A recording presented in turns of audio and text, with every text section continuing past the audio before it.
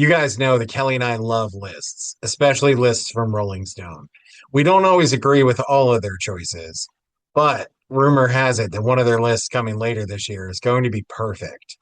Until then, though, we decided to check out their list for the 100 greatest albums so that we could agree with them when they're right and tell them when they're wrong. Now, it's actually the 500 greatest albums, but we didn't want to spend 17 hours doing this. So, for our purposes, it's now the 100 greatest albums according to Rolling Stone. What are your thoughts on this little project, sir? Are you excited to tell them where they're wrong and I'm accept the excited to accolades? I'm excited to tell Rolling Stone where they're wrong.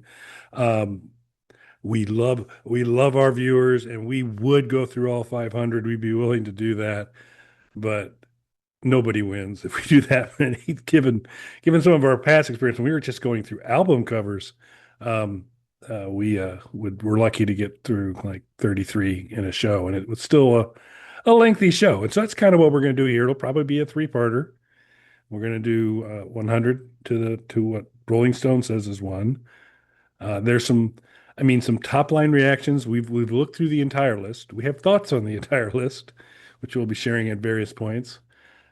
But uh, is there any initial going in observations after going through this list that you'd like to get out on the table, Mike, before we start going through tonight, 100 through 67 or so? Yeah, I'm going to get this out of the way right up front just so it doesn't get too redundant. I'll just remind everybody I don't like the Beatles. So there's a lot of Beatles on this list. I disagree with every single choice in any position. They shouldn't be on this list. At best, I would say that they were culturally significant.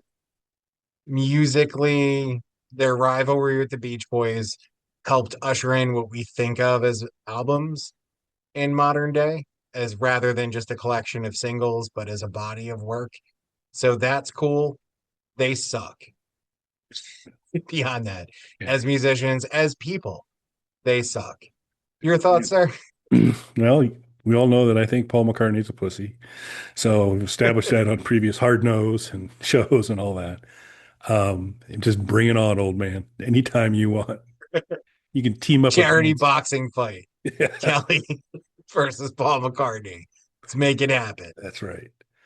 Um, but yeah, I was struck by uh, so I'm not quite as strong as you are with except my contempt for McCartney's masculinity, but there were just so many, and I was like, really? And I would argue there's a couple of their works that deserve in the top 500 albums. I give them a couple appearances, but I don't know if there's an album in their catalog that didn't make it on here somewhere. It was just, oh, here we go. Here's three people. Oh, there's another Beatles album. There's another Beatles album. There's a few other people poking around. Not a lot. I don't think he shows up. I don't know if I can't remember if he shows up in the top 100. Actually, I think he does. Bruce Springsteen, another of your favorites. He makes several appearances, and every time I saw one of those, I was like, Mike's gonna have some thoughts. And so we'll see on that. But that's it. We will kind of at the end of the show or either during the show uh, reference albums that were in the five positions 500 to 101 that we felt should have been ranked higher, should have been in this top 100. So if we haven't mentioned it kind of in flight, we'll kind of tack one of those on in the end. And then we will bring up an album that wasn't anywhere on this list of 500 that we think it's a crime that wasn't included. And I am so disappointed going into this to say not a single Alice Cooper reference anywhere. Yeah, which Super I was disappointed. honestly surprised. I was too, because maybe that could have settled our long-standing debate. Because I would say either your favorite Alice Cooper album or my favorite Alice Cooper album, one of those two, clearly, and I would argue Oh, both, 100%. Yeah. should have been in this grouping. So Now, I remember reading, because obviously they update these lists every so many years or whatever. And again, I guess this is one of those things I need to get out. We mentioned it on other lists. Some of these albums are newer and very new relative to some of the other albums on there. They haven't stood the test of time yet. So it's nothing against the artist, but when I say that I don't believe they belong here, it's not because I don't like the album or I don't like the artist. And there's no newer Beatles albums. So there's nothing Thank that God. falls into that category. But it's just because if you're ranking the greatest albums of all time, if the album's only a few years old, we don't know how it's going to age. We might Fair. find out that Taylor Swift is a serial killer one day. Do you know what I mean? So We might nothing against confirm. Taylor Swift. We might confirm that. Confirmed that Taylor Swift's a serial killer. So what I mean to say though, and obviously I'm not picking on Taylor Swift. She's just a huge artist who's on this list. But what I mean to say is like these albums haven't aged yet. So I don't think it's fair to these albums if you're going to make a list in a couple years and just knock them off entirely and be like those were garbage because I see that I remember reading older articles of their top 500 albums. I had an old Rolling Stone issue when I was in high school that came out that was just their top 500 albums. Alice Cooper was on there, isn't on here at all. And there was a lot of stuff that isn't represented at all or in different positions on here. So I just think, and I don't know what the right answer is, but there should be some sort of time frame like this album's been out for 10 years, 15 years, something like that. I just feel like there needs to be some sort of time test there. Yeah, and I've got a super old Rolling Stone record review uh, book, and so it would go through by artist, and it was a star rating system, so they weren't ranking them, but it was just star rating them. And any album that reached 5 stars, they would have an image of the album cover somewhere, in the close proximity to the right up on each band. And Alice Cooper's Greatest Hits was a 5 star at one point for Rolling Stone, so I don't know what really happened to them because that's the easy way out there is take the original Alice Cooper group's greatest hits. That's a heck of an album. But that's one place they were wrong. Let's go on and find a few more, shall we? At 100, yes, we're rocketing through this list. This is going to go so well. So these are almost like hard nose, less than a minute. Um, the band, music from Big Pink. Band obviously worked with Dylan. Dylan's got influence on this album per se. I certainly don't find anything unreasonable about this being in the top 100 albums. Your thoughts? Yeah, I mean, I have no strong negative opinions about this. I wouldn't say I'm the biggest fan of the band or super knowledgeable of them, but I don't argue with this being on the list.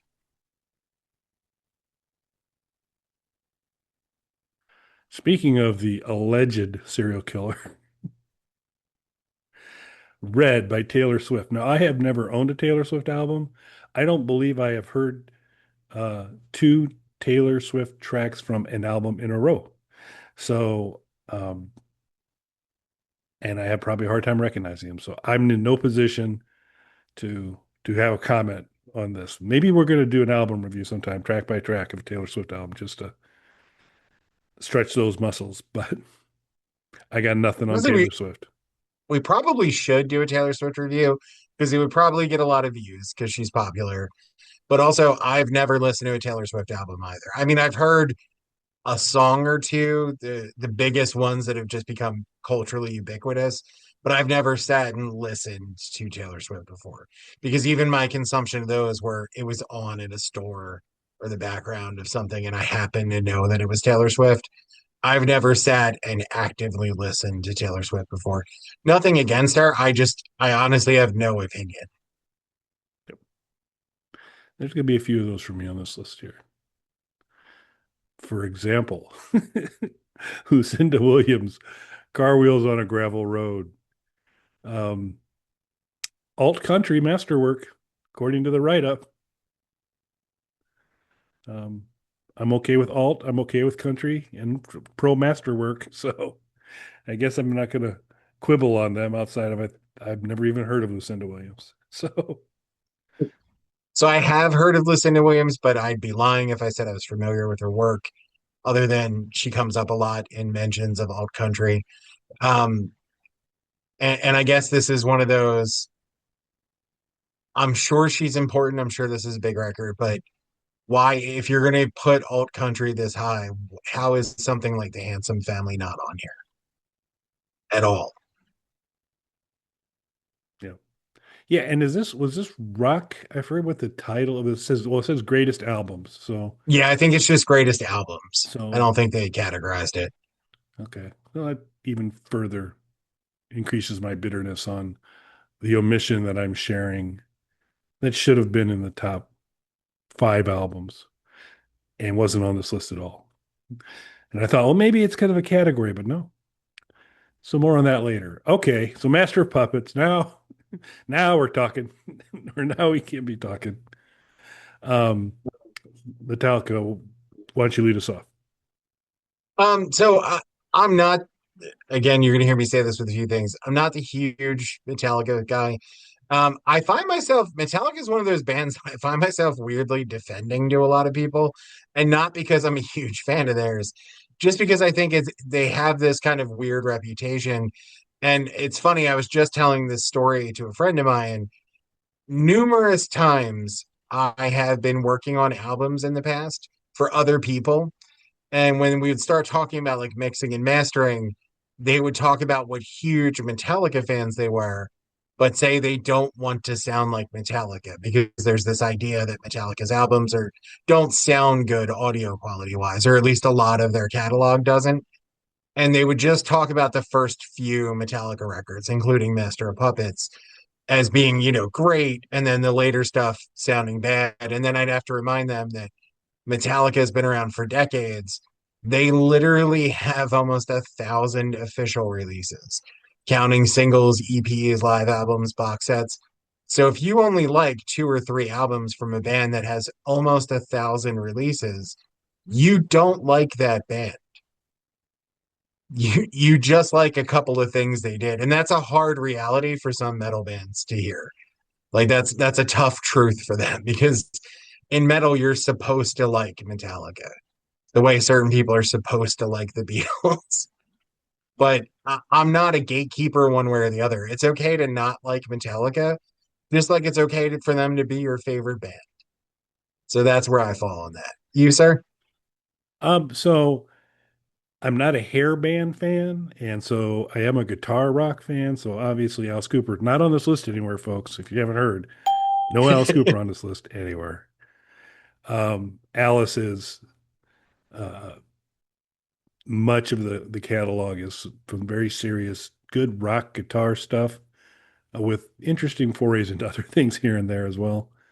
But not the hairband thing, except for Poison and a little bit of Hey Stupid. And But Metallica kind of stays true to the loud guitars, and good serious heavy metal stuff. So uh, again, no quibble for them to have a presence. Nowhere near the 18,000 Beatle albums we're going to talk about, but it's good to see them. Good to see them on the list. I'm very interested in your thoughts on this one. REM, Automatic for the People. Not, I mean, REM, I mean, certainly distinctive vocals with REM. So I think any REM song sounds like REM because of the vocalist to a large degree. Uh, and I guess you could, but they do as the kind of the write up here talks about. It's like, this doesn't sound, they felt a unique sound for REM. Um, I've never had like this huge love for REM. I've liked a couple of their tracks and that was good, but I just in terms of like a pantheon band, just this kind of uh top tier, I just never really did it for me. There are a few bands that I would say this about, and REM is one of them where I'm really just a hits fan with them. Like a couple of their big radio hits, I think are good songs. I like them. I've tried to listen to REM albums though, and found that it wears off really quickly for me when you get into the deep cuts and things like that. Not that I hate it or anything like that, but like you said, it's a really particular sound that works for me in small doses on their particularly catchy songs. So I'm very much a greatest hits guy when it comes to REM. Alice Cooper put out a great hits album. It's not on this list. Um, so this is a guy I heard about at the Super Bowl, Drake. And He wasn't at the Super Bowl, but I heard about him. I heard there about was, him. yeah, um, and enough of that. But uh, this enters territory. I'm not gonna quibble on it. I do believe, if memory serves, his loyal opposition will make an appearance too, but higher in the list here. yes. So I think that that's probably appropriate, kind of think. Uh, but Drake, take care. And I'm not a big Drake guy, so I'm gonna have to. I know you're huge. I know it's got a tattoo and everything. So anything you want to share about your man Drake? So no, he shouldn't be on this. He shouldn't be on a top 500, let alone anywhere in the top 100 on a list that excludes Alice Cooper, no less. Yeah, He has no place on this list. yeah. I have a Drake story, personal story, but I can't share it here. I wish that I could. Just everybody listening, know that I have it. It's ridiculous and awesome, and I can't share it here. Okay. So I'll just say has no place on this list. Okay. Well, I tell you what, I've just shut the recording off. So if you want to just between you and me, if you want, all right, never mind. That's worth a shot. Okay, now, ooh, I have a little scroll issue there. The Stooges, Now we're Funhouse. talking. Yeah, that's something I can get behind. Um, Funhouse, a band deserving to be in the top 100, much like Alice Cooper deserves to be in the top 100. But I'll probably stop complaining at some point, but I'm going to take a while. Um, but of all of their stuff, I don't know if I'd have picked this as the entry here, but I mean, not you really can't go wrong. So I am kind of I'll give Rolling Stone a passing grade on this. They'll get partial redemption from their Drake selection with having Stooges, and they were darn smart to have Stooges ahead of Drake. So, um, your comments on the Stooges? Yeah, I mean, I'm fine with the Stooges being on this list. I'm a fan. I don't know about you, what your trajectory with it was, but for me, I kind of worked backwards. I was introduced to Iggy Pop first as a solo artist, then worked my way back through the Stooges catalog. I love all this stuff. I'm not sure this is the one I would have picked, kind of echoing what Kelly said, but I mean, any of them, I don't think there's a bad choice there. Yeah, I think I was Iggy aware before I was fully Stooges aware, but most of my introduction was at the Stooge level. But I probably knew of Iggy Pop first. But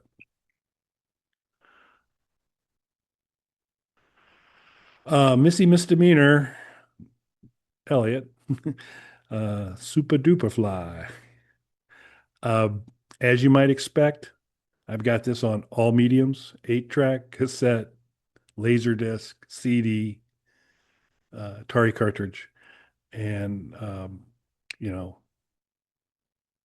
but I've never listened to any of them, so I can't tell you anything. Uh, do you have a little line of sight on Missy? Yeah, hear me out on this, people. I don't love this album. I know a lot of people do. This isn't a critique of your taste in music. My touchdown with this, I think her second album is better. My touchdown with this though is this is really where more so than her as an artist or the songs on this album, Timberland who produced this is where his production style really peaked and really became a mainstream thing. So he had produced stuff for Aaliyah that had come out before this, and you kind of got a little bit. He's known for this kind of like stuttered sound to his music. And you got a little bit of that with Aaliyah. It's super in the forefront on this. And because of the popularity of this album and the hits off of it, not only was he a huge in demand producer for a while after this, but a lot of other albums copied this sound pretty blatantly, I would say.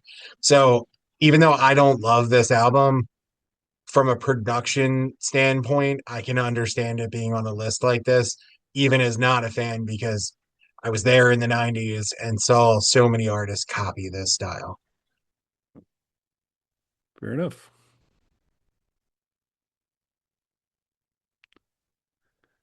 So while the Beatles are highly overrepresented, uh, I wouldn't say Jimmy. I mean, well, first of all, Jimmy didn't have quite the catalog to kind of let as many to choose from. But he's got some decent representation on this list, and I was really glad to see that.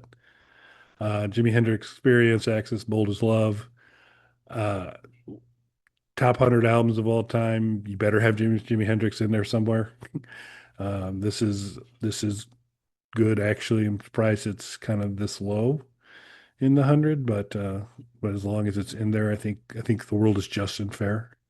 So, uh, your thoughts? I know that this is a favorite for a lot of Jimi Hendrix fans. Personally, I like Are You Experienced better, but I mean, you can't make a list like this, I feel like, and not put something from Jimi Hendrix on there, just like Kelly was saying. Yeah, or yeah, a couple, especially since you seem bound and determined to put some other people on it, like former member of Hanson, Bruce Springsteen, uh, Darkness at the Edge of Town.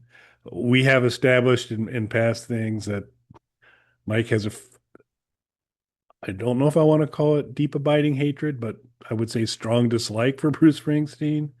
I wouldn't say hatred, but dislike is accurate. It's like fair enough. I have deep disinterest. I have I have never um, a couple of his uh,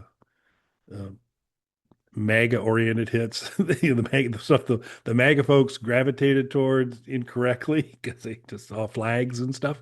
But a couple of those things were, I think, good pop fare. Um, a friend of mine had this album and just talked it up huge. I listened to it. I mean, and it wasn't bad, but I didn't have the kind of worship level that it seems to engender with a lot of folks. So I don't find anything wrong with it, but I just find that there are a lot of other artists I find more compelling. So Yeah, I find a lot of his music to be kind of safe and bland. Um, my strong dislike, I can say that about a lot of artists, probably though, but my strong dislike comes more in his whole shtick that he does of this.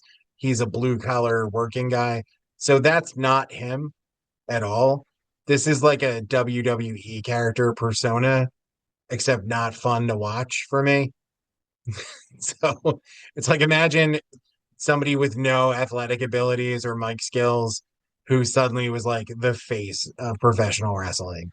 That's what this feels like for me. He does this whole blue collar persona thing, which is fine if that's.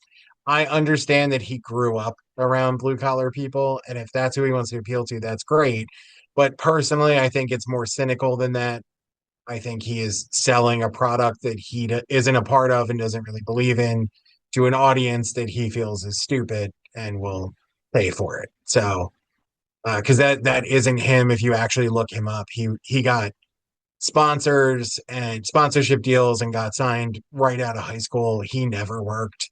He was no, he never worked in any factory. He never had any kind of blue collar job. He has been wealthy and successful from a very young age, which is fine. There's nothing wrong with that. But like Bill Gates doesn't pretend he's struggling. Do you know what I mean? yeah, Elon Musk isn't applying for food stamps or writing songs about that. You know what I mean? That's not. So that's what bothers me about it. It's that it's a fictional character that he's playing, and I feel like a lot of people don't know that, and that's kind of annoying, especially when you couple it with songs that I think are mostly forgettable. So, and I have for anybody just use Gary. I have tried to listen to his albums. I know a lot of people are Bruce Springsteen fans. So I've given it a shot. I found one song I genuinely like. And honestly, I don't even listen to that much because I feel like there's probably some weird political message that I just don't get that's in there. So I to me, what sums him up is I saw an interview with him once. It was a while ago, but not that long ago, where he said the problem with this country is rich old white men with no irony in him saying that. So, and that sums it up. Like he's so disassociated from reality that he doesn't know he was describing himself in the interview. No argument there. Neil Young after the Gold Rush, another, if you're thinking top 100 albums, another person um, I feel has to be there somewhere. I think I'm not like enraptured with all of Neil Young's work. I think, I mean, given some of the different experimental areas he's gone out and done too, I think it would be hard to have someone have just as deep passion and love for all of his stuff because it's just a super diverse set of things he was willing to push. But after the Gold Rush, kind of classic Neil Young.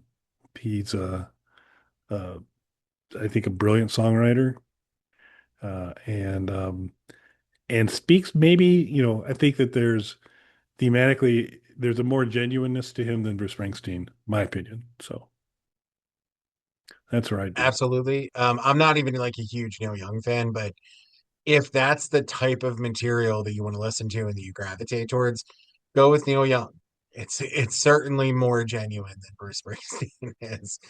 Um, I'm not a huge fan. I obviously agree with Kelly though that he belongs on this list.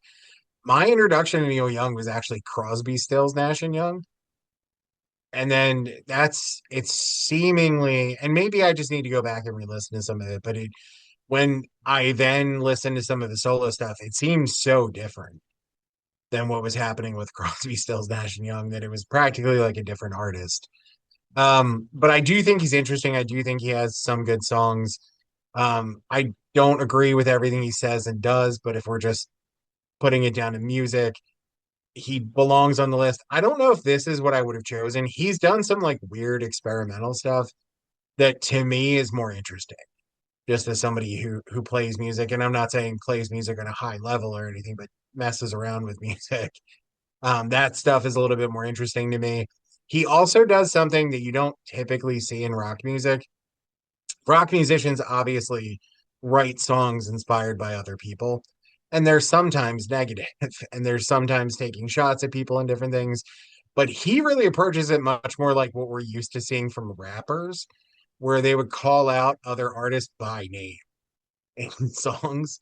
And he's done this numerous times, taking shots at everybody from Leonard Skinner to even Michael Jackson in songs. So, I mean, that's interesting to me too. You don't typically see that. Normally, especially when a band will do a song that references another band, it's usually very subtle.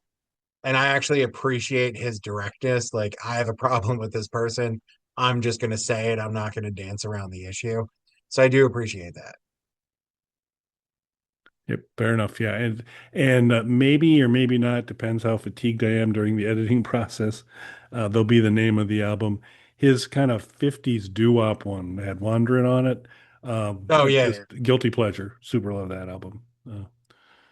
Much like Alice Cooper, not on this list.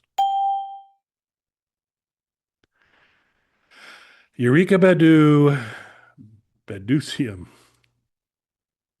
I really need to have you reading these because It was perfect. It's wrong, but it was perfect. so why don't you? It I mean, effort was there. was. I liked it. I don't know that I would have jumped into it not knowing it, but this is Erica Badu, Baduism. Um, It's close. so I yeah, think no, you Eureka's were really better. close. Yeah, Eureka's actually, it's totally funny when missed you it. said Eureka, I'm like, I can see where he got there. That makes sense.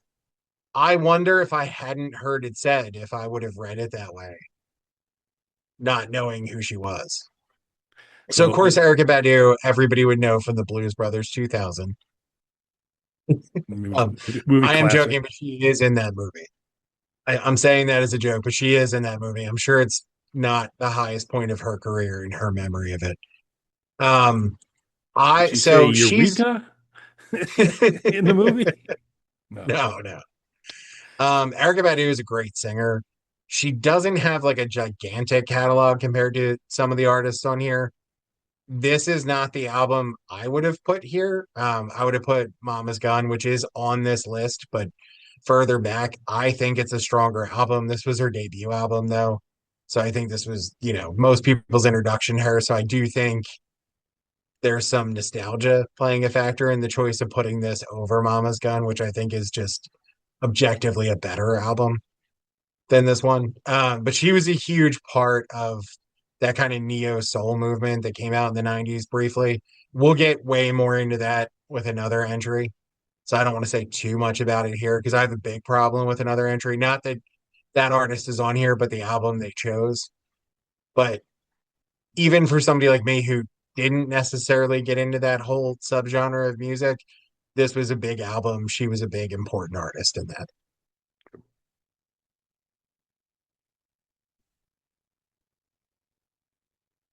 David Bowtie, he did a album called Hunky Dory. Now, I mean, while he doesn't reach the Beatle-like stratosphere of mentions, he does have a pretty good presence across these 500 albums. So I was pleased to see um, quite a few references. Um, in terms of like the whole David Bowie catalog, um, I mean, Hunky Dory was never one that I like loved, but um, but it's one of those things. It's kind of like Alice albums, who's not on this list anywhere. Um, we that it's like, well, of all of them, it's like it's not like in my top 10 or top five. That's not saying much because there's just a what is in an average list of David Bowie albums, and in my opinion, going through there, something that's in the kind of the middle of the pack is still going to be 10 times better than most artists. So certainly this is another artist that needs to be, in my opinion, in the top 100. Glad to see he's there. I don't have a real quibble with Hunky Dory being the album. I more or less agree completely with what Kelly said. Obviously, Bowie belongs 100% on this list.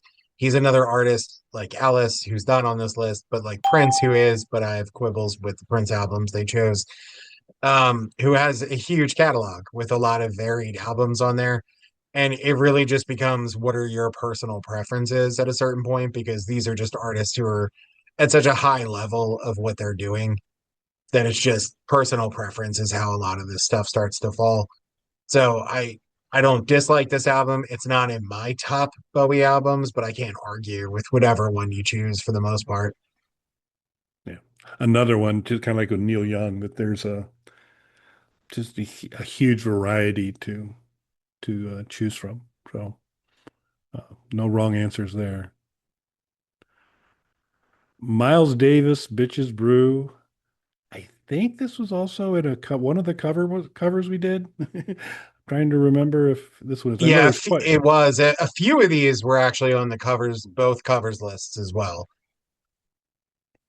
Um, Got to go back to kind of a little bit of my standalone. If you're picking 100 best albums and you don't have Miles Davis in there somewhere, you're not doing it right.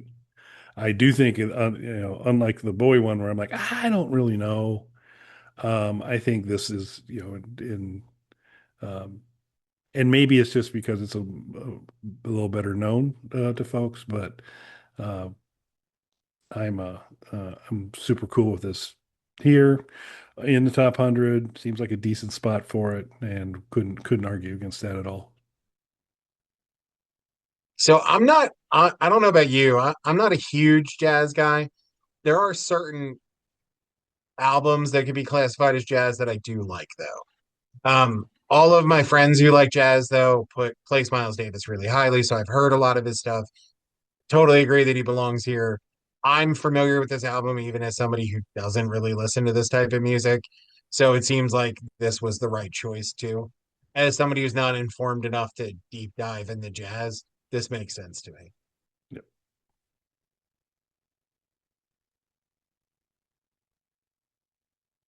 The Doors, um, of course, solid, solid group. Can't really argue much against them. They do not have much of a catalog to choose from if you're going to put one of their albums on there. So,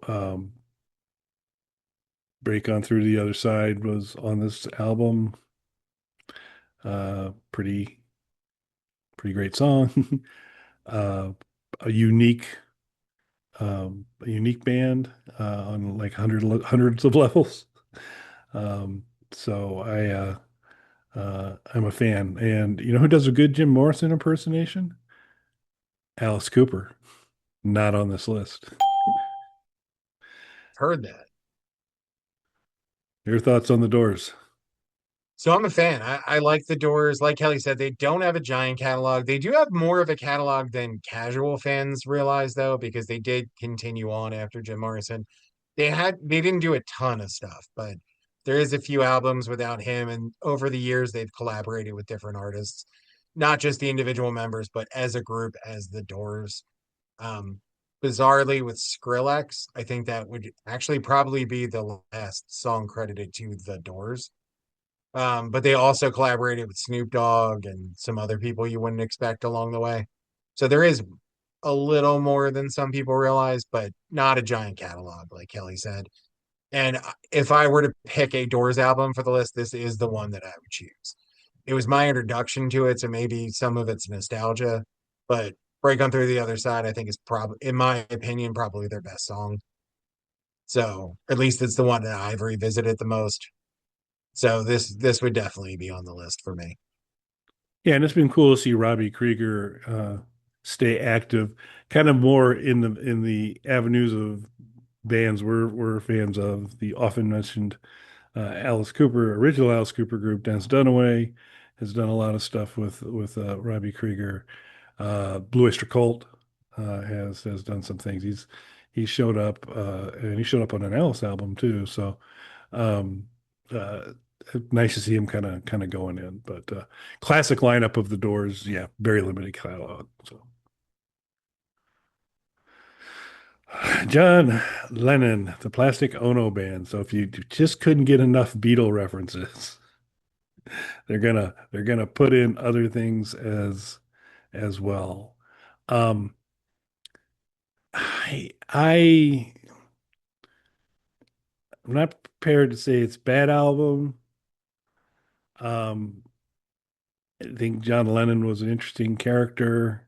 I think he did kind of a super weird album with Harry Nilsson that they both tried to, I think, ruin each other's voices, and I think they succeeded in blowing Harry's out permanently, which I can't really forgive him for.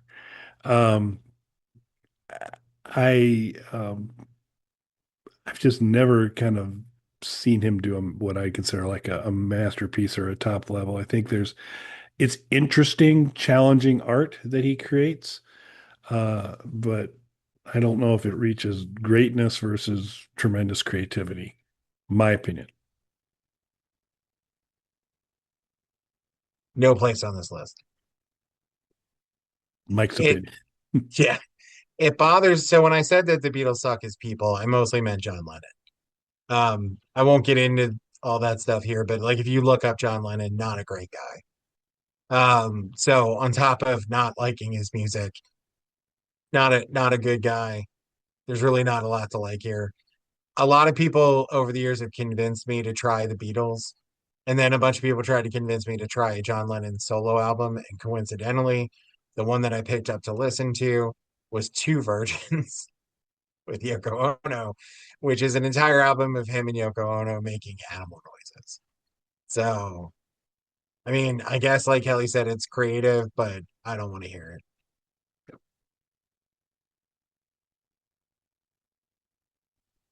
So some easy listening for everybody. AC/DC Back in Black. Nice to see them represented. I'm not going to argue one little bit that just in terms of pure enjoyment. Now, this may not be a nutritious, all the food groups represented meal. It may be more like a giant tub of cotton candy, but it is delicious cotton candy. It may not be good for you. It may mostly just, there may not be a ton of stuff to it, but it's just great fun rock and roll. And this was just a super, super strong album. And I was surprised to see it crack the top 100, but I was glad it did. Yeah, so I like AC/DC. They are, and I think, maybe in somewhat what Kelly was referring to with it, they are AC/DC has a distinct brand of what they do, and they don't really deviate from that. But they do it really well. So like if that particular flavor clicks for you, you're gonna like most of what they have to offer. And it's a fairly extensive catalog, so you're in luck. If you try this out and like it, there's plenty of this to delve into. It makes sense to me to choose this album. Everybody kind of written AC/DC off because they had a vocalist who was, very theatrical and flamboyant, had a very distinctive voice, and he died. So people kind of felt that the band was going to die with him. Only they came back with a new singer with Back in Black. It came out just as strong, and this actually became their most successful record. So it wasn't even about, replacing him and carrying on or anything like that. It was them showing that what AC/DC does, there's an audience for, and they do it really well.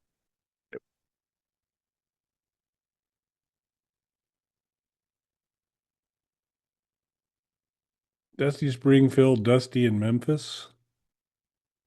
Um, I really like their description where they said she was a great soul singer hidden inside a white British pop queen. So I think I did not read that. That's great. that's pretty cool, I think. Um, I'm not qualified to comment. I was confident enough to say her name, but that's where I'm going to stop. So I don't know if you have a ton of reference. Got some big hair going, that's for sure. Dusty Springfield had a great voice. I'm not super familiar with her catalog. She was a great singer though, so I mean, in that sense, I guess I find this hard to argue with. I do know that she was hugely influential, and particularly with that line that Kelly read of these kind of like white female soul singers. I know that she's the one who kind of kicked that off, and that's still going strong today with like Adele and people like that. So she was definitely the inspiration for all of that. So we're keeping you on the top 100, Dusty. Congratulations. Here's one of the album covers we talked about. Yep. Sly and the Family Stone. There's a riot going on. Um, Not going to get an argument from me that they shouldn't be in the top 100. Not going to get an argument with me in terms of their body of work. This is an incorrectly chosen album. Um, so, so I have no arguments. You. Yeah, I'm kind of in the same place. My introduction to Sly and the Family Stone was Larry Graham, actually. He did a lot of stuff with, he was in the band, he did a lot of stuff with Prince. So that was kind of my introduction to them. So it was similar to like, going from Iggy Pop back to the Stooges kind of thing is how it worked with this. I have no arguments though with them being on the list. I'm not, super, super familiar with their history and catalog, but I have no arguments with this on here.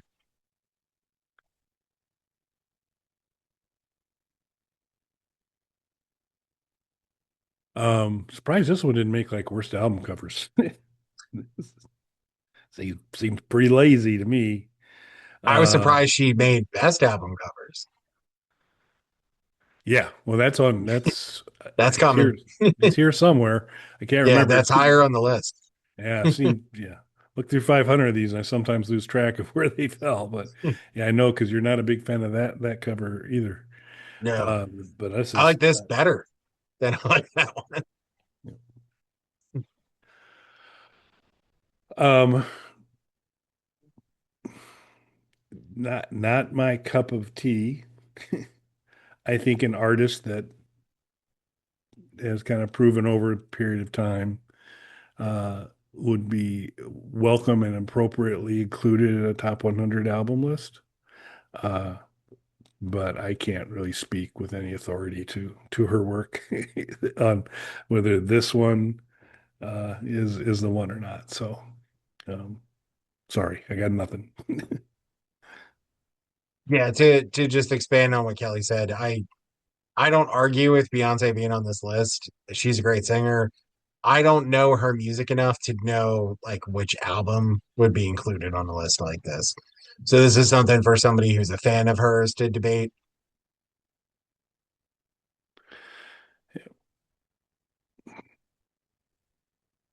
Well, how about that? Here's an album I can talk about. Here's never mind the Bollocks. Here's the Sex Pistols by Perry Como's original backing band, the Sex Pistols. Um, it had been a long time. Because I was a Clash guy, and I still am a Clash guy, and I still place the Clash significantly above the Sex Pistols in terms of the, their work. But that being said, um, I had never really kind of experienced this album beyond hearing, knowing God Save the Queen and Pretty Vacant, some of those things. Having listened through it kind of multiple times after getting it, it's a pretty great album. I like it, but it's no London Calling, but it's a pretty good album. So another one that, I mean, a lot of their stuff was, manufactured, in substance or style over substance to a degree. Um, Hardcore punk, was kind of, and it's part of the reasons why that I kind of align more with the Clash is that there was just anger mostly with the Sex Pistols, where the Clash anger was directed at injustice and just maybe how things could be better or should be better or those types of things. Um, so they're important. This is a great album. I will give Rolling Stone a passing grade on this selection as well. Yeah, I mean, like Kelly was saying, the Sex Pistols are important. They're one of those bands that I think their influence is more important than their music to a degree. And I'm about to praise their music, so this isn't me putting that to the side. But they're just one of those bands that launched 1,000 other bands after people heard them. I think I started playing music after I heard the Sex Pistols as a little kid. I think that's when I wanted music lessons, not hearing like classical music and stuff like that as a little kid. It was hearing the Sex Pistols at a really young age because it was everything that was happening in metal with like Black Sabbath and things like that, but distilled down into something that as a kid made sense. Like Black Sabbath, what they were doing, I even as a kid understood that that was like high end musicianship. It was, extremely tight and creative and experimental. So boiling that down to 2.5 minutes of just the angry part of it made me think like, oh, I could do that. I'm not sure I could play a 7 minute guitar solo like Tony Iommi, but I could do this. And I mean that in the best possible way. I don't mean that as an insult to the Sex Pistols at all. I think their legacy is almost bigger than their music, if that makes sense. But I love this album. It's one of my favorite albums. Yep. Everything that they put out. I mean, in some ways, this is their only true studio album Yep.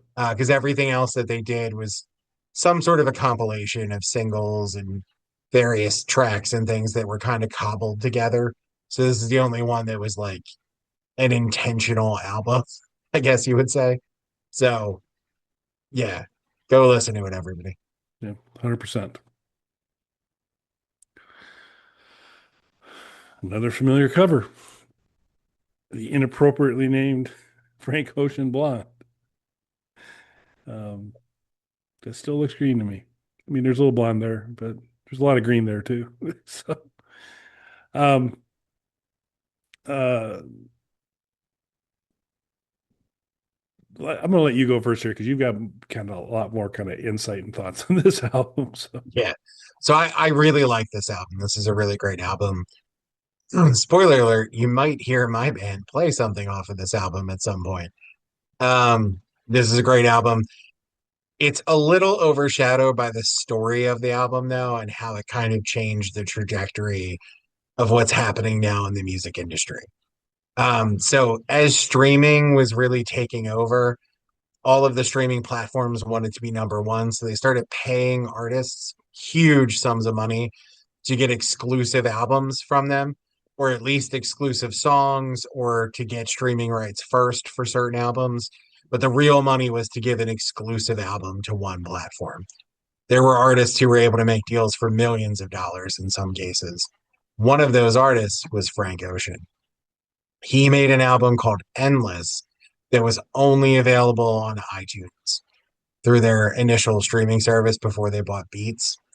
You could only stream it on there. Apple not only paid him a huge sum of money for this album because he was a critical darling at that time, but they spent millions of dollars marketing it, only to put out this kind of odd experimental album that he turned into them with which turned out to not just be an audio album, but it was a full album visualizer that he released on the service so you could watch this video with it also, only for him to turn around and release Blonde, which was packed with radio hits, and release it independently immediately afterwards on every streaming platform. So essentially, he took a ton of money from Apple and used their machine to promote his name, to make him household name, to then release the album that everybody listened to. So he took Apple for millions of dollars essentially. They weren't happy about it. It was a thing, and it really reshaped how streaming services work and how those kind of deals work because they immediately died after that. That kind of stuff dried up right away. Um, Apple's never done a deal like that with an artist since, and most of the other streaming sites immediately started phasing that out. But Apple has never done an artist deal like that again. next up, the Sun Sessions, Elvis Presley Sun Sessions early in Elvis's career when he was largely riding horses, invisible horses, as you can see from this cover. And that was his big trick. Um, uh, early pre cholesterol and other things, Elvis, pretty great. Um, a unique, a powerful voice. And that was actually, that never left him, you know, so that part was kind of great. Um, but if you're going to grab some Elvis stuff, I think early Elvis is the way to go. So I give Rolling Stone another pass on this one. So I'll get this out of the way now because this is going to come up again. And it would have come up a lot more had we done the 500. I don't like including greatest hits and compilations and stuff on this list. I feel like if you're doing the best albums, it should be studio albums. That's just my personal thing on that. That being said, Elvis, of course, should be on this list. It should be early material of his. Um, Somebody got me a Elvis compilation once, and I know this wasn't the intention of the compilation, but it sounds like a great artist who stops caring. That's the trajectory of the compilation. Like it starts with the early Sun recordings, and he sounds great. It's all live, and you can hear like the hunger in his voice, and he's really pushing himself. And then it gets into like he's famous now, and the songs are a little overproduced, a little poppy, to the later stuff where he's just slurring his way through stuff that is basic, Dr. Seuss level rhymes if you could read the lyrics to them, kind of things. It's the sound of somebody just not caring as their career goes. And I know that wasn't the intention of the compilation, but because it was career spanning, that's what happens when you listen to it. Um, so Elvis should be on here. It does kind of have to be the early stuff, the early Sun Records years, because that's the peak artistically of it. I I don't think there was another Elvis record in the top half here, so I'll say this part of it now. My introduction to Elvis was kind of weird. Obviously, I knew who Elvis was because he's such a big pop culture figure, but I only knew Rhinestone, Sweating to Death Elvis, like later years Elvis. That was my cultural touchstone for Elvis. So it wasn't until I was into my teen years already, late teens probably, shortly before my grandparents passed away, or at least my grandmother who died first. And I was over their house helping them with something, and they had a giant like console record player that was like a huge piece of furniture, if you remember those. And they had an Elvis box set of like his early, like his first like five albums or something like that. And I was helping them do some like stuff around the house. I was going to be there all day, and I ended up just putting it on as kind of like a joke, and actually discovered that this early stuff is really great. So that was my real introduction to Elvis, not the pop culture idea of Elvis. Yeah, the human towel dispenser. Yeah. Flipping it out to the young ladies. Okay. The who I was hoping would be fairly well represented, even though as they've gotten older, they continue to disappoint me. They should just never do interviews or talk. just just do music and don't talk at all. Um, who's next? Background on this one was originally uh, Pete Townsend was working on a concept called Lifehouse. It was going to be this kind of strange. No one ever quite understood. He would explain to people, and nobody quite understood the whole story. But it was about the Who and their audience, and connecting, and how everybody could kind of be distilled down into kind of a musical theme note. Like so, Bob O'Reilly is Avatar Mir Baba's audio fingerprint, the synthesizer stuff that's going on at the beginning of that. Was they had shot some footage of it, but unlike Tom, Tommy was, any of their bigger works that were, concept albums, uh, were not crisp storytelling. But Tommy, you got the gist of it. There was a pathway through it. Quadrophenia, a little tougher to follow the thread, but at least in spirit, it kind of hung together. Lifehouse um, never got there. But what they did say is, man, we put in a lot of work. Let's take the best songs from Lifehouse and put out Who's Next. And then let's pee on a big cement thing for the album cover. And so they did all that, and it's a great album. It I'm a big John Entwistle fan. My wife is on this album. It's probably one of the best John Entwistle songs he did for the Who. So this is super strong, but I'm a Who mark. I'm a fan of all the Who albums. This is probably my favorite. So I'm certainly not going to argue with it being in the top 100. I don't really have anything to add to what Kelly said. Um, I like the Who. Kelly got me more into the Who than I already was because I only really knew the hits. So he introduced me to more of it over the years.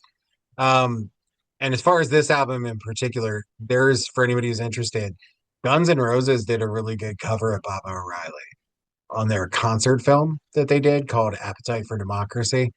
They play Baba O'Reilly like right in the middle of it. I believe you can find the official video clip of it on their YouTube channel.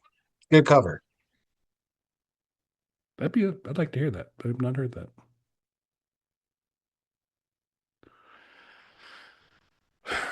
Curtis Mayfield, Superfly, very well considered in the David Marsh Rolling Stone record and review book that I have. Many good things are said about Curtis Mayfield. I'm not someone I'm particularly familiar with, but the Rolling Stone record guide from 30 years ago, 40 years ago, big fans. And so who am I to judge past Rolling Stone with current Rolling Stone? And how can you uh, not love Superfly?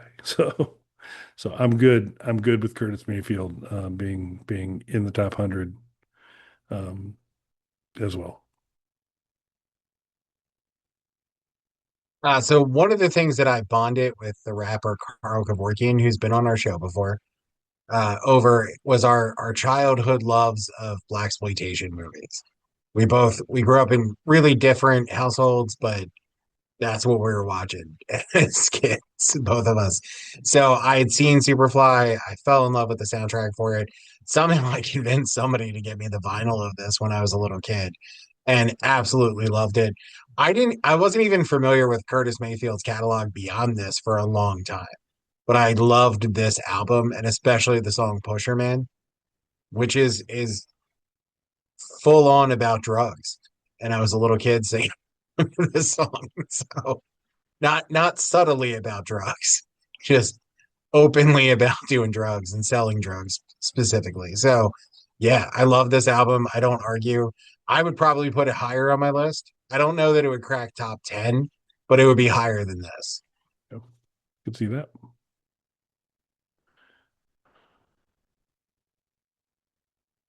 Speaking of the Blues Brothers, they gave this young lady a break, gave her a spot in the movie, Aretha Franklin. Um, Ridiculously good vocalist, not a particularly good lip syncer. Back to the Blues Brothers. Uh, Not her fault, not not of her time, And so when good because there's that, but um, when you talk about kind of just people who are kind of giants who are just head and shoulders above other folks, like Aretha Franklin is one of them. That being said, my Aretha catalog is slim. So I will trust Rolling Stone's judgment that Lady Soul is the right Aretha album to have at this spot. But super cool to see her on there. Very deserving. I support. Yeah, I'm in line with Kelly again on this one. I'm not super knowledgeable of Aretha Franklin's catalog, so I feel like I can't really say this album or some other album, but obviously her place on the list is well deserved. Yeah, I mean she rode the Blues Brothers coattails a little bit, but Right. outside of Just that, like Erica Badu. yeah, yeah. So yeah, see, this is kind of the whole thing. Um, so the only person that I've listened to less than Taylor Swift is Kanye West. So I will say nothing of about this album um, because I couldn't. And well, hopefully you have a point of view. I do. So first, let me just say, I don't like Kanye West anymore. And that's a not unpopular opinion to have, given his outspoken, insane views on a lot of issues. Yeah, you're not going out on a limb there too Yeah. much. Yeah, this isn't a hot take to say that I'm no longer a fan of his, like 90% of his audience. But mine started before all the crazy rhetoric. Um, I feel like if you look at his first few albums, including this one, you see somebody who's an incredible, talented artist who really has an amazing attention for detail on the production side of things. And at a certain point, kind of like Elvis, he stopped caring and stopped trying. And I can tell you exactly where it was with him. It's an album called Life of Pablo, which is garbage and was on the worst album covers list. And that's when I could really just tell, like, this guy doesn't care at all about what he's doing. This is not the album that I would have on here. The album I would have on here is on here. It's just further back. It's an album called 808s and Heartbreak, where he used vintage 808 drum machines and synthesizers to create all the music for it, which is you can't see it behind me because it's dark. I have an 808 drum machine and lots of synthesizers behind me. So it spoke directly to who I am as a musician. So that's the album I put on here. Most people would put Beautiful Dark Twisted Fantasy, which is also on this list. I believe it's higher than this on the list. It's just this is one of those where do you separate the art from the artist situations? Because in addition to the crappy music that he put out later in his career, he's not a great person at this point either. So at what point is it do you cut off, I guess, as a fan? And I'm sure that's different for everybody. Yep.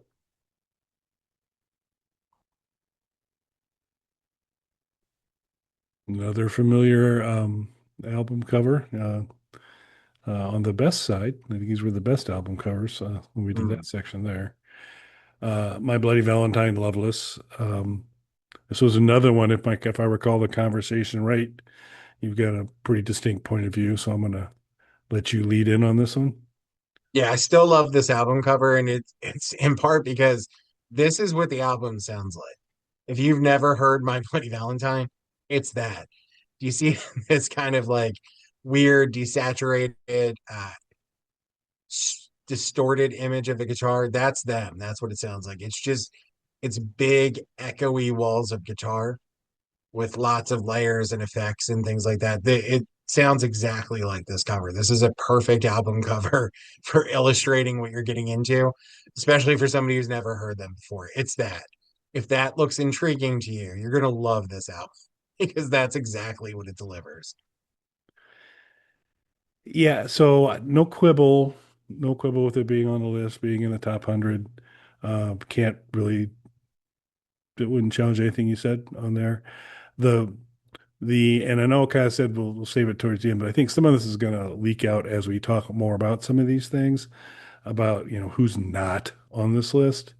And so I'll just from a so guitar artists, people who could do kind of soundscapes with guitar and kind of do some kind of amazing things, well represented here.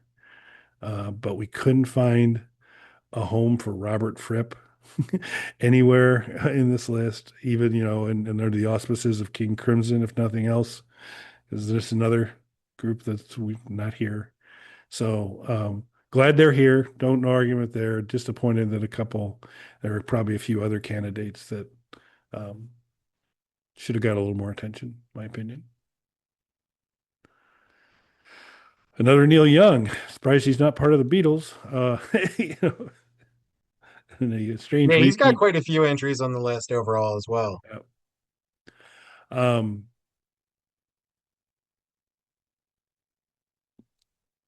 I agree that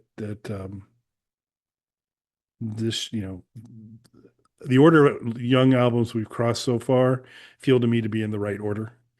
So I think Harvest is better. So so kind of already talked about Neil and thoughts on there, and so glad he's here again.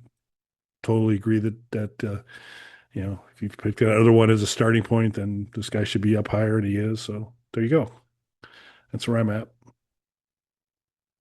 Yeah, I'm still kind of in the same place with Neil Young. I don't know that I'm well versed enough to say which album goes where. And I kind of like his more experimental stuff, like Kelly was saying, he is, very 1950s rock and roll type record.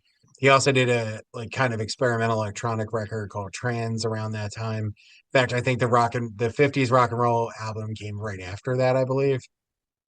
So I'm more into his more kind of experimental stuff, but I would put this over the last album, so the order in that sense makes sense to me.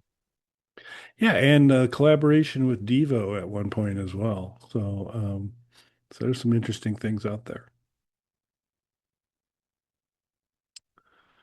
Okay, we've already established uh,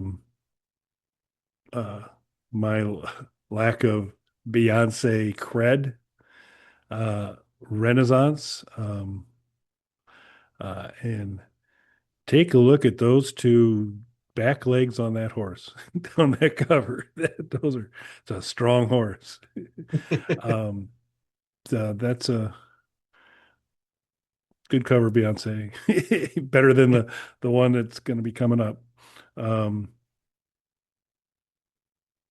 like I said, I can't don't argue about Beyonce being on the list. Don't know her catalog well enough to know whether there should be 10 Beyonce albums on here or two. But she needs to be on the list. Yeah, I agree with her being on the list, but because I don't have the familiarity with the catalog, this is something to be argued among Beyonce fans, what albums and where they would go for them. Yeah. Yeah. So we're going to ask you folks, any of you, sturdy enough to make it through our journey over the kind of three shows that we'll do to get through these top 100. Obviously, there's going to be places Mike and I have gaps. You've seen that already. If you can um, if you've got thoughts on those and want to let us know whether that you feel they should be on there, or help us out to understand our Beyonce album order, all that stuff, we'd greatly appreciate it. The Beyonce blind spot. There you go, 100%. There you go. NWA Straight Outta Compton, the album title that spawned thousands of novelty shirts that many people shouldn't be wearing. um, and Another one that I'd kind of go with a little bit. I'm going to use my Beyonce defense into to a degree to say, one, I know they should be on the list. I know they should have something in the top 100. And Straight Outta Compton, giving it's just not been the genre of music I have gravitated towards in the past. I can't really tell you, but the fact that I've kind of heard, have some awareness of Straight Outta Compton, um, makes it feel like kind of probably the right album. Not going to quibble with it. I love this album. When I was a kid, my grandparents bought me a cassette alarm clock, which was when I was a kid was like a big deal. Because now everybody's like, why wouldn't you just use your phone? You needed alarm clocks to wake you up. And one that would play a cassette to wake you up was a big deal at the time. So I was technologically way more advanced than my friends because of that. And the tape that stayed in that alarm clock for years was Straight Outta Compton. So every single day, my entire family, because I was the first one up, woke up to Straight Outta Compton. And an alarming, it was turned all the way up as loud as that alarm clock could go. So everyone in the house every morning heard at least the first 30 seconds to a minute of Straight Outta Compton, the title song, which is the first song on the album. So much so that when the NWA biopic came out, which was also called Straight Outta Compton, my dad, who has never listened to rap music in any form, uh, insisted that we go see it so that he could find out what he listened to 30 seconds of for 8 years straight or whatever it was. Super fair. So what kind of get this, trying to paint this picture of a young Mike growing up. The day begins with Straight Outta Compton, waking the whole household up. You then go watch a couple black exploitation movies, um, and then you're off to school picking fights with nuns. Does that pretty much capture? Sounds about right, yeah. Okay, interesting. It's a Hallmark movie right there, folks. Alanis Morissette, Jagged Little Pill. Um, I know I should have a deep appreciation of Alanis Morissette. Talk about how awesome and remarkable it is. I uh I'm a bad person. I can't do it. I just I just don't care. It's not that I'm unfamiliar. I've tried to become familiar and became disinterested rapidly. And so it just, again, doesn't make it bad, just makes it not for me. So I can't argue it. I'm not going to argue it needs to be off of Rolling Stone's top 100, but it'll never be on mine. So that's my position on this. So, so I mean, this was a really big album for that. And we talked about when we did the album covers list, there was a in the mid 90s, there was an explosion of like angry female rock records. And this really, at least for the mainstream, was the peak of it commercially. I would argue that almost anything from Annie DeFranco should be on here rather than this. From a musical standpoint, she's just a better singer and a better musician. No offense to Alanis Morissette, but this is the one that really captured the zeitgeist and sold millions of records because Alanis Morissette was a pop singer, like a teen pop singer, for anybody who isn't familiar with her earlier stuff. Then, as an adult, she released this dramatic change. And apparently, it's all because of a bad breakup with Uncle Joey from Full House, Dave Coulier, the most innocuous seeming person in the world. who apparently scarred her so badly. She wrote an entire album about how much she hates him and what a terrible person he is. Just song after song about what a piece of shit her ex-boyfriend is, who again is Dave Coulier from Full House. Conservative Christian Dave Coulier from Full House. So, there is a hilarious interview with him because he really, at the time, really tried to downplay it. Because again, the most, not to take anything away from her earlier, but like the most famous thing about her is that she was with Dave Coulier. She didn't have any like huge hits as a pop singer. So that it was Dave Coullier's girlfriend, kind of. So everybody knew that this was about him when they broke up, and then these songs started to come out. And he really, really tried to downplay it, but then later kind of, I guess, accepted this and says, I don't know, if it's true, but says that they've made up and are friends now. But there's a hilarious story of him explaining the first time he heard the first single of this, and he was with his new girlfriend. And they were in the car, and he came on the radio, and he's like, "Oh, this I used to go out with this girl." And he's like, "Oh, this is really different than what she was doing before. This is cool. It's like rock now." And he's listening to it, and he's like, "Man, she's really angry at somebody." And then the reality kind of slowly sinking in, like, "Oh, this It's is." me. Yeah. So I think the story is hilarious. Artistically, does this compare to Annie DeFranco and Liz Phair and other people of that era? No, but the story is funny. I have nothing to add. Um, so Kate Bush, Hounds of Love, tremendous vocalist. Um, you know, turned the corner when she broke up with Bobcat Goldthwait. That became kind of her big moment to turn through. So it's all of these kind of tertiary comedy stars, your Carrot Top, all these they're breaking up with, Taylor Swift and Carrot Carrot Top's Top. ex is working on a rock opera. Just they've been the catalyst. There's no female performer out there who's ever been able to achieve anything without breaking up with Emo Phillips. It's just kind of these are the things, or Emo Phillips like comedians. So um Kate Bush is great. I think she's a tremendous singer. A big fan. Um uh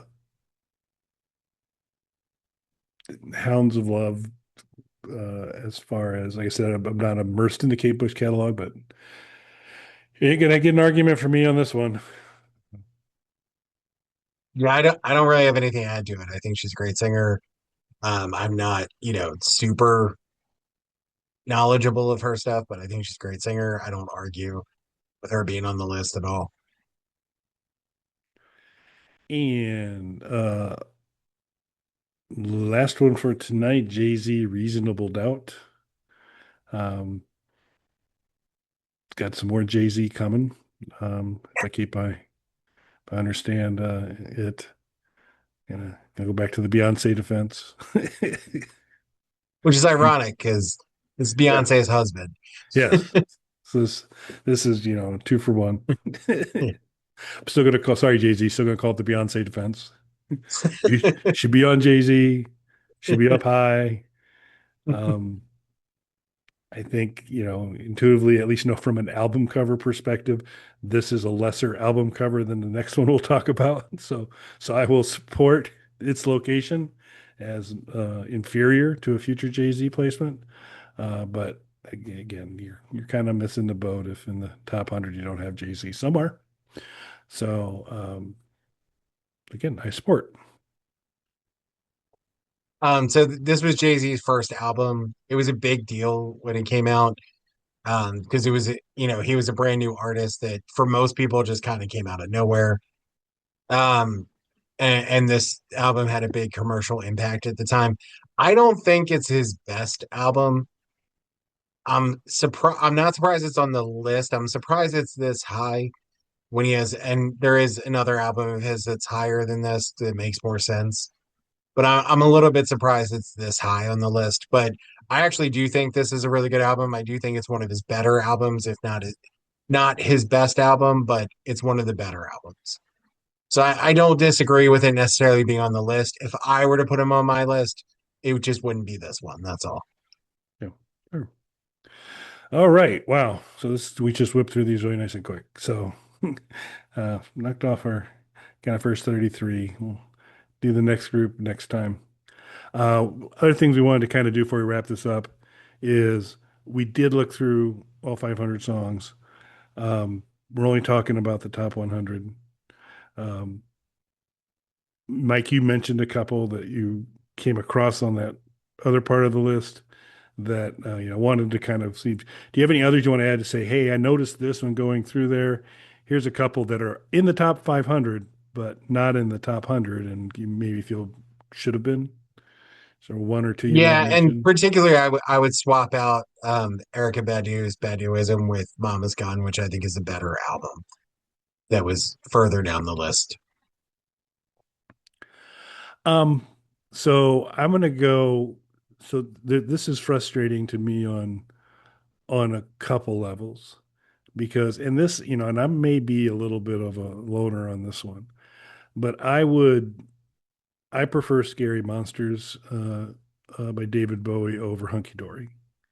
So I would consider a swap in the placement. So I don't find that offensive that they're in that order. What I do find offensive is there's something that I like to call the Shania Twain line, and that Shania Twain shows up in this list at some point.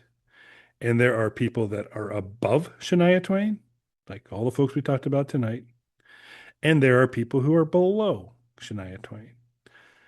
Scary Monsters is below Shania Twain.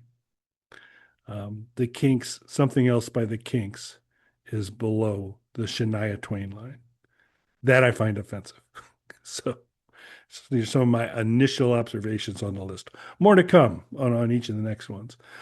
Also, before we finish, I don't know if you folks have picked up, but Alice Cooper's not on this list anywhere, and Mike and I aren't happy about it. But beyond that, is there um, is there another one that you're surprised is not in the top 500 that you want to put um, Rolling Stone to task on to kind of say Yeah, this is so obviously Alice Cooper should be on here. But I'm not even going to say that because I feel like it shouldn't have to be said that Alice Cooper is supposed to be on this list somewhere more than once. So I would actually go with one we sort of talked about, which would be The White Room from KLF. okay. So we did a Panda review of Solid State Logic, which is kind of like a greatest hits album, but is heavy on songs from that album. It's most of that album, and then a few other random tracks thrown in there. Unfortunately, The White Room is not available now, just that greatest hits album, which again is most of the album. But that album was huge for electronic music at that time, which we talked about when we did that review. It influenced tons of other groups that came after them. Even already established groups like U2 sampled it in one of their biggest hits, sampled a song off of that album. So, and I don't like U2, so they contributed to something I don't like, but I still think it's a great album despite that. Not only was it big up for electronic music, but other things they were working on at that time were really big in the ambient music space and things like that. And they're such a weird group. It's two guys who are more like weird punk performance artist guys making these big like pop dance songs as a parody of pop culture. It's very strange, but it was so successful that not only did it sell a lot of records and influence all this, but for a time there, they became the best selling British band for singles of all time for a stretch there for their very short initial run as a band. So it seems odd to not include it because not only does it have kind of the cult following and the artsy following, but they were literally the best selling British band in terms of singles. So they beat the Beatles, who were on here 35 times for some reason.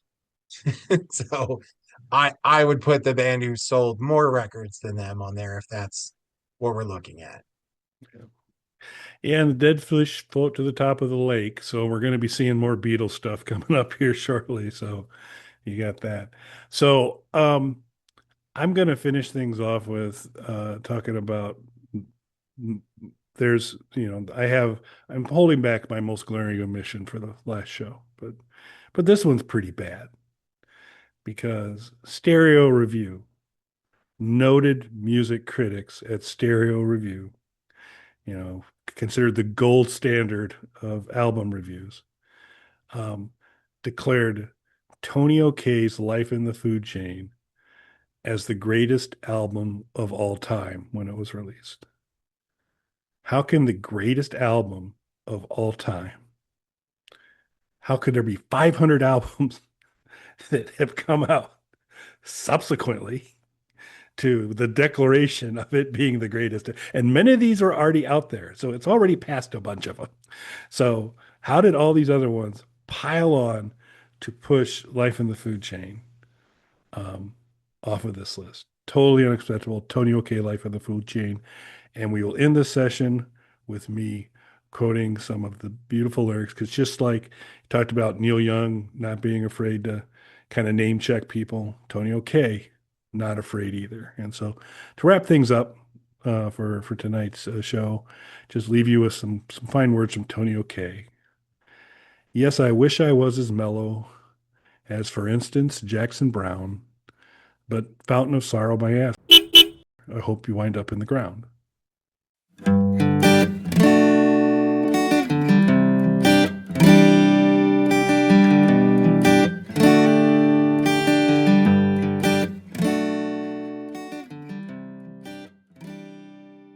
Bog Panda.